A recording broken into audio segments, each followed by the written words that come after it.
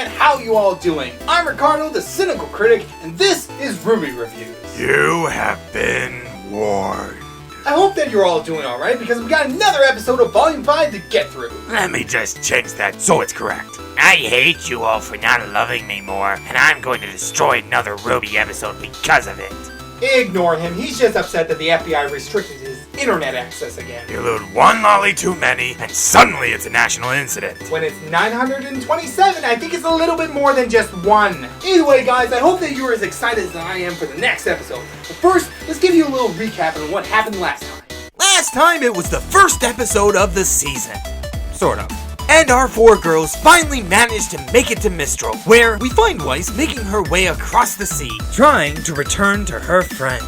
However, it seems that they need to be careful as danger lurks around everyone. Stares in awe as they make their way through the beautiful grounds of Haven Academy. Suspicious that no one is there to meet them, they rush to the headmaster's office, surprising him both with their presence and their knowledge on what's truly going not so well, as the Belladonnas tried to confront Menagerie's leaders of the White Fang, but they were unable to either get any new information or tie them to Adam. They plan on going public, but Ilya isn't worried. Instead, it is Blake who should be concerned that Crow has brought kids into this fight. But the old bird reassures the cowardly lion that they are more than tough enough to find the Spring Maiden, even if she currently resides with his sister Raven and her gang. However, Leo cannot give them any help as many of the huntsmen in the city, including his own teachers, are off protecting it from Grim. Annoyed, Crow tells the others to go back to the hotel as he gets a drink, it being so hot and all. But apparently the weather isn't the only hot thing to some punk, but I guess he never got the memo about Yang. However, the snarky gentleman believes that he doesn't believe that the bar is a good place for kids. But after Oscar requests his staff back, Crow welcomes the old headmaster back with gang. They become suspicious at the sight of a lone child at their door. But Ruby's drunkle comes stumbling in, declaring that he's done it, that Ozpin has returned. And that about sums up the confusingly jump-cuttery episode that we got. Now let's see how many weeks have gone by since Crow passed out. The count on? Roll the clip. And here we go again. Skip. And we're back with Mr. Cougar, who looks up at someone speaking. Are we ready? I don't remember ordering an escort, but I do like the ones with the mustaches. So, get over here and pet my tail. No, it's actually Dr. Watts there for them to report to Salem, telling her that Crow and the gang have arrived, and now Leo knows where the Spring Maiden is. Is the girl with him? Yeah, Jean was there.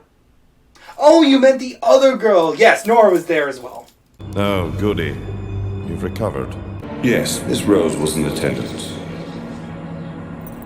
And you know of the tribe's location? Yes, ma'am, but you have to hurry. Crow is already at odds with my... And this is why you never rush your girl. She'll be ready when she's goddamn ready!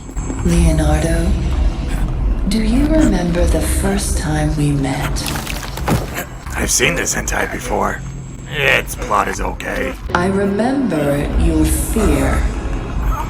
But since that day, you've been extraordinarily brave.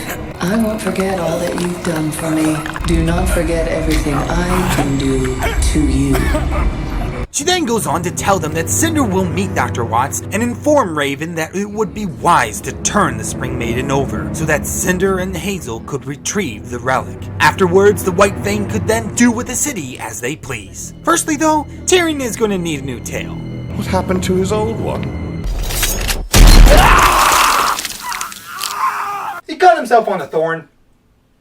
The thorn of a crescent rose, that is! Dr. Watts complies, and Salem ends the call before telling a clearly upset Cinder to just vent, sweetheart, who isn't happy that they need to work with others like bandits when they are so strong. Salem reminds her that others can be useful and to mind herself with the girl, as she could pose a threat to Cinder's powers.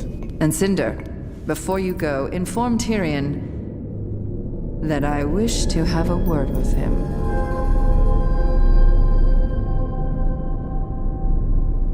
We then cut to Weiss, who is apparently on Pandora. No, not that one. Instead, they were actually in a dangerous area, as they soon discover. The Lancers, finished with their quarry, now begin to target them. So the Ice Queen heads below to lock and load. When I tell you, open the rear door. Oh god, let that mean what I think it may. Oh, damn it. No, instead Weiss begins to engage the bees. Wrong ones, but easy mistake as they are equally evil. It takes them some fancy flying and shooting, but eventually they manage to give the little bugs the slip. Only to be pursued by Mama Bug. However, Weiss is...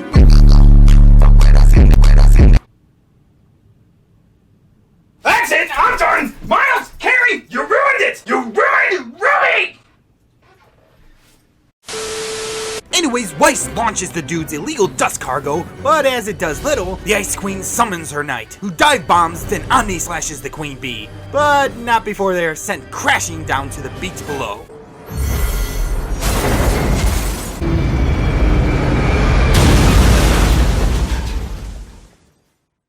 Oh no! Weiss is dead.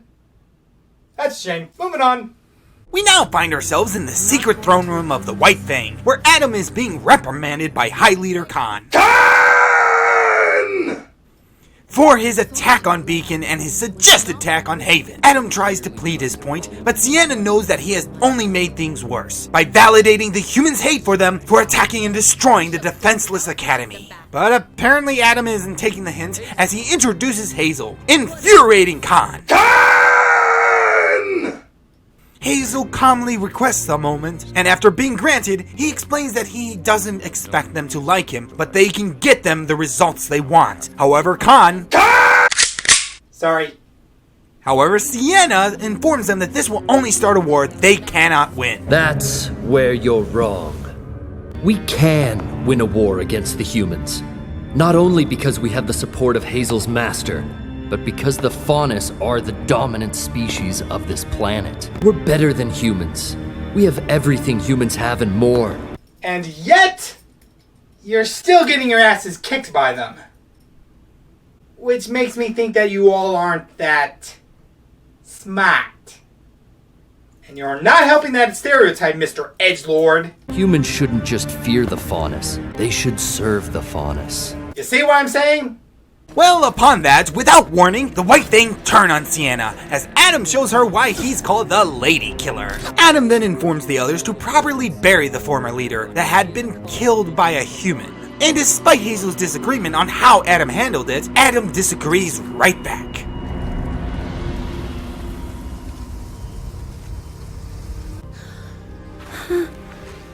Help! Please. What do you think? I think we just hit the jackpot.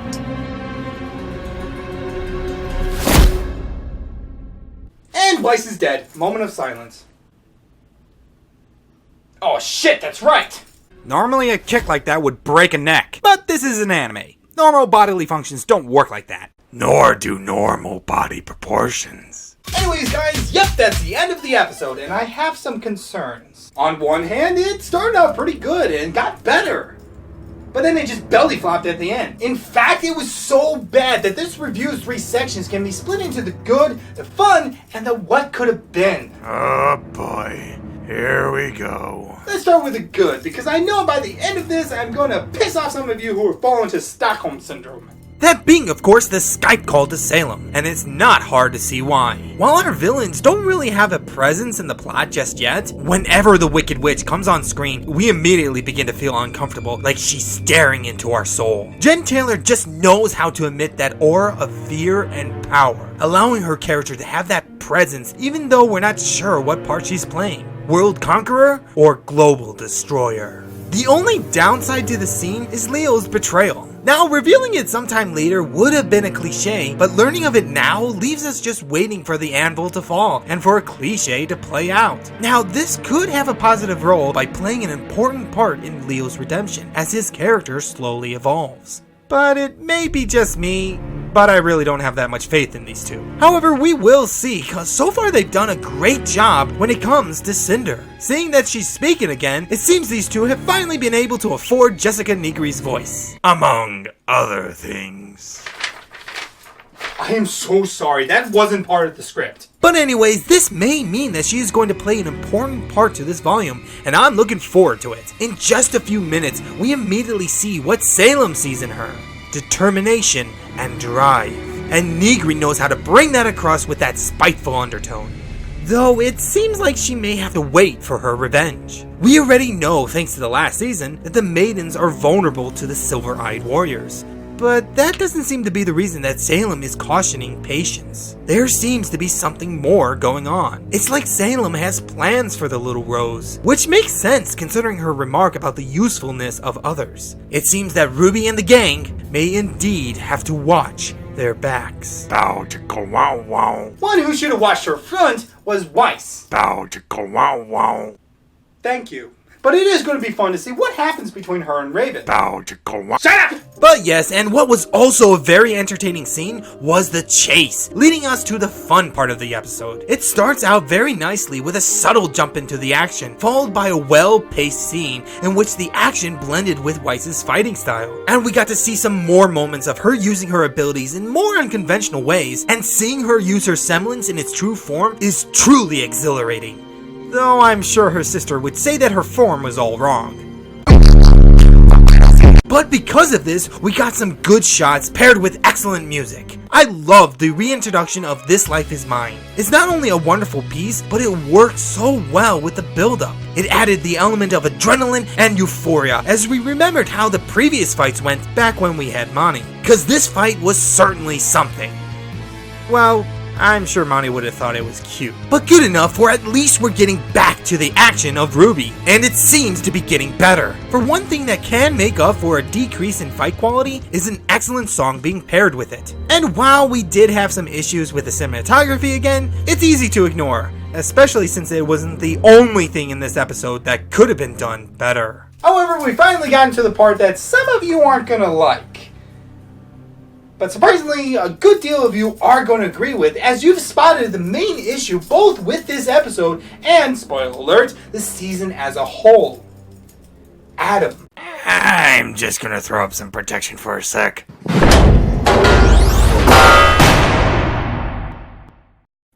Okay, go. And it's not what some of you might think, because it had to do with how his personality has changed since his last time in the show. Back in the trailers and leading up to his appearance in Volume 3, it was clear that he was cold, blunt, and ruthless, but he was also calculated, strong, and loyal to his people.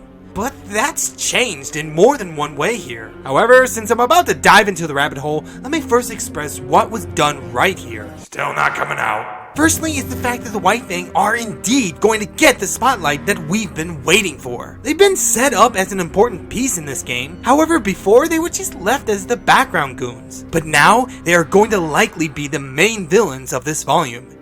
And I have some concerns. It's not about them per se, but it's how this coup went down. Because I have to admit, knocking off such an interesting looking and sounding character was not only sad, it was stupid on how they did it. Sienna Khan was similar to Salem in the way that she could command the room with her tone and words alone. Maybe they'll bring her back, who knows, I mean that could be her semblance, because her voice actor did a great job. Now let's see who is the amazing voice actor that, maybe that's why she was trying to frame Vic. As much as I would like to say something about it, I'm just going to stick to remembering the amazing rack my second cougar had. You will be missed. Both of you. Okay, going to ignore reality for a second, but what I mean by it being wrong was the way she went. Because they had a chance to not only keep an interesting character, but more importantly, set Adam up properly as a real villain. It's clear what they're going for. And it's a terrible choice. They're trying to make him into the stereotypical overly evil and cocky bad guy. And it's the poor man's writing crutch to make a character unlikable. And again, this seems to be slightly outside his normal personality, turning him into some brash, childish, selfish, and, well, emitting a false sense of strength that barely masks the pathetic nature that he's being forced into. I know some hate to hear his name being brought up, for reasons you probably should deal with because it's not healthy to ignore them, trust me, I know. A pox on you all! But Monty originally made him someone who, yes, honestly didn't care much about humans, but from how Blake described him and his appearance in Cinder's flashback, true, he still was a bastard, but more in the sense of a strong, intelligent man damaged and lashing out in pain. And I'm going to miss that. Okay, you defending that asshole. This isn't good.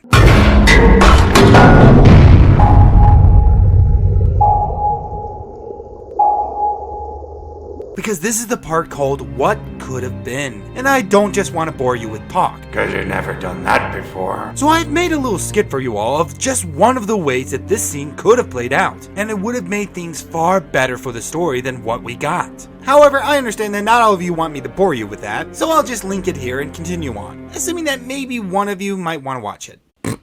But basically, Adam should have been more respectful towards High Leader Khan. And this has nothing to do with because she's a woman. It actually is because it would have set his character as someone we could believe being a leader. Not just for his sake, but for the sake of the White Fang. They need, now more than ever, to be the threat that they've been talked up to be. And Adam being given the role of High Leader by the others because they saw him as the strong, loyal man he was, rather than the whiny boy that killed for his power, would have established both him and the White Fang as foes not to be reckoned with.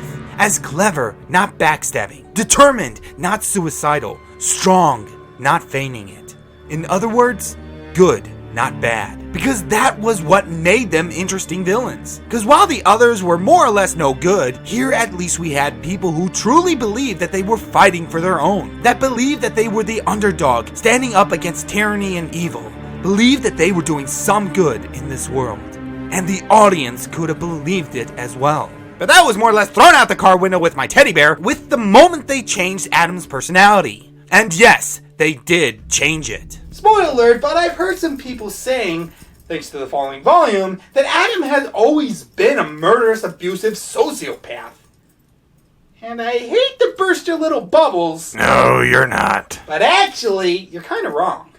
Just look back at the trailers, where sure he really didn't care about the lives of humans, but he cared about Blake. Again, he could have chased her, but didn't, because that is the look of the pain of betrayed love. And jumping to the end of the third volume continues this, considering all the chances and strength he had to end the traitor, but once more resorted to the pained soul that he is. But the true sign of his leadership is back in episode 7 of that season, where Adam showed that while he was devoted, he was also smarter than most of those dumb beasts. We also see that, again, he was willing to do what was needed to lead his people, but always had trouble fighting his own, making him a much needed and stark mirrored reflection of Blake. However, this is what things are now, which is why I go back to what I said in the previous volume, with a similar incident that is now canon. Miles and Carrie have made a mistake, and the audience and Monty's legacy is what suffers. What's worse is, again, this could have been avoided if they hadn't gotten lazy. If they hadn't just taken the easy route of making Adam such an unlikable character that we had no choice but to not enjoy him, rather than a conflicted one who we can't agree with, but understand why he does what he does and respect his devotion to his people. Now, as you might expect, this will not be the last time we see Adam this season, and whoo boy, I'm going to have a lot more to say. But I already can hear the buzzings of certain fans, so I'll just call it a day here. Just keep in mind, people, I am one of you. So remember to spare me when you cleanse this heathen. Thanks for your loyalty, old buddy. You're welcome. Anyways, guys, thank you so much for watching. If you like the Weiss fight, you'll like this video. If you don't, you hate Ruby. And don't forget to subscribe and leave a comment on how much you don't like me. I'm Ricardo, the Cynical Critic. With me, no movie's sacred, no video's safe, but all deserve a chance. I'll catch you guys next time. Ha!